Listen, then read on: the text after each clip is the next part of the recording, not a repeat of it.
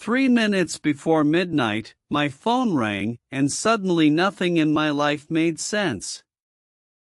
I looked at the screen.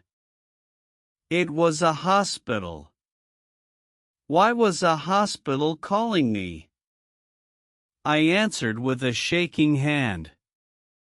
"Sir, your wife is in critical condition. Please come now." My wife? I signed the divorce papers on Monday. It was Friday. She was not my wife anymore. But my heart started to beat very fast. I ran to my car. I drove through the rain. My hands were cold. I thought about the last time I saw her. She looked thin. She looked tired. But she smiled and said she was fine.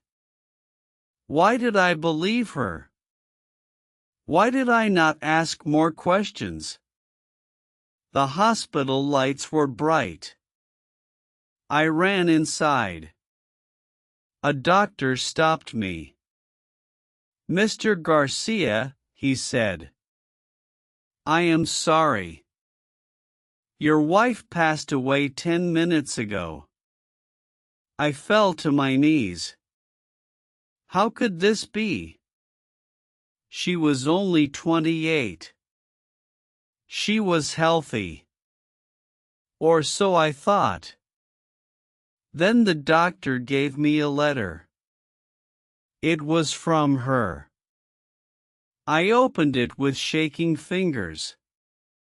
The first line said, "I am sorry I lied. I had cancer. I did not want you to suffer with me." I sat on the cold hospital floor. The letter was in my hands. I could not stop crying. The nurse helped me stand up. She gave me a glass of water. But I could not drink. I could only read the letter again and again. My wife's name was Isabella. We were married for 5 years. We lived in a big mansion. It was her family's mansion. Her father was a rich businessman. He died and left everything to her. I was just a man from a poor family. I worked in a small office. But Isabella loved me. She did not care about money. She said I was her world. But I was a bad husband. I worked too much. I did not spend time with her. I thought she was happy. But she was sick. The letter said she found out about the cancer 1 year ago. She did not tell me because she did not want to worry me. She said she wanted to protect me.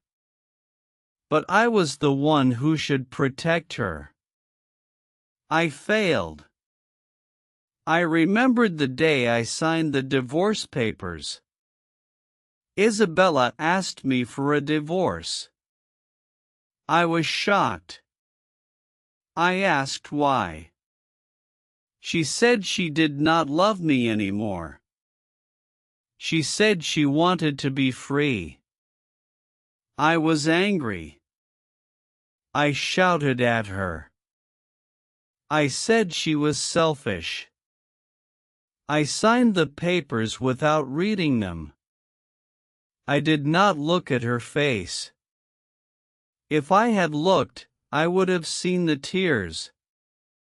I would have seen the pain. But I was too blind. Now she was gone. The letter ended with, "Please forgive me. I love you. I will always love you." I screamed in the hospital. I screamed her name.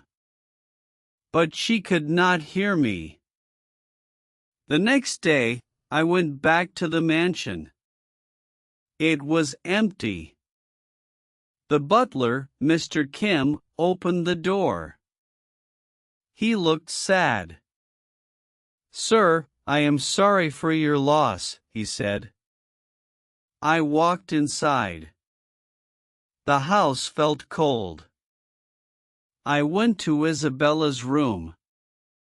On her desk, there was a diary. I opened it. The first page said, "I have cancer. I will not tell Lucas. He will worry. He will stop working.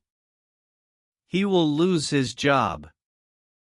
I cannot let that happen." I turned the pages. She wrote about her treatments. She went to the hospital alone. She was sick from the medicine. She vomited every morning. But she still smiled at me. She still made me breakfast. She still said she loved me. I remembered one night. She was crying in the bathroom. I asked if she was okay. She said she was just tired. I believed her. I went back to watching TV. I was so stupid. The diary also talked about the divorce. She wrote, "I asked for a divorce because I do not want Lucas to see me die. It will be easier for him. He can find a new wife. He can be happy." But I was not happy. I was destroyed. I found another letter in the diary. It was addressed to me. It said, "Lucas, if you are reading this, I am gone. I am sorry I lied. I made a blood oath with myself. I promised to protect you even if it broke my heart. I hope you can forgive me one day. I will wait for you in heaven." A blood oath. She made a promise to herself. She kept it until the end. I fell to my knees again. I cried until I had no tears left. The funeral was on a sunny day. But inside, it was dark. The mansion garden was full of white flowers. Isabella loved white roses. I stood near her coffin. It was made of wood with gold edges. I could not believe she was inside. Many people came. Her friends, her family, her old teachers. They all looked at me. Some of them hated me. They knew I signed the divorce papers. They knew I was not with her when she died. Her best friend, Maria, came to me. She was crying. "You do not deserve to be here," she said. "She loved you until the end. And you left her." I could not say anything. She was right. I left her. I walked away when she needed me most. I looked at the coffin. I wanted to open it. I wanted to see her face one more time. But I was too scared. The priest spoke. He said Isabella was a kind woman. She helped many people. She volunteered at a children's hospital. She gave money to poor families. She was an angel. and I lost her. After the funeral, I went back to the mansion. I walked through the ballroom. I remembered our wedding. We danced all night. She was so beautiful in her white dress. I remembered the library. We read books together. She always chose romantic stories. I remembered the garden. She planted roses with her own hands. Every corner of the house had her memory. I could not stay. I decided to sell the mansion. I could not live there without her. But before I left, I found one more thing. A box under our bed. Inside, there were letters. She wrote one for every year we would be apart. There were 50 letters. She planned to write until she was 78. She wanted me to read one every year on her birthday. The first letter said, "Happy birthday, my love.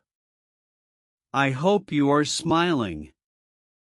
I am watching from above. Do not be sad.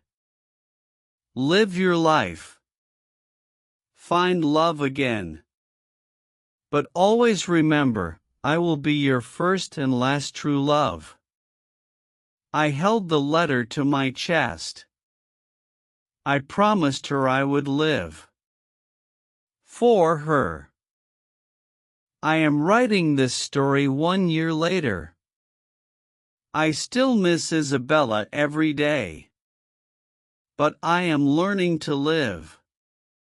I kept the mansion. I turned it into a home for children with cancer. Isabella would have loved that. Every day, I see her smile in the children's faces. I read her letters. I keep them in a special box. I learned a hard lesson. Love is not about money or success. Love is about being there. Love is about asking questions. Love is about noticing when someone is hurting. Isabella hid her pain to protect me. But I wish she had told me. I would have held her hand.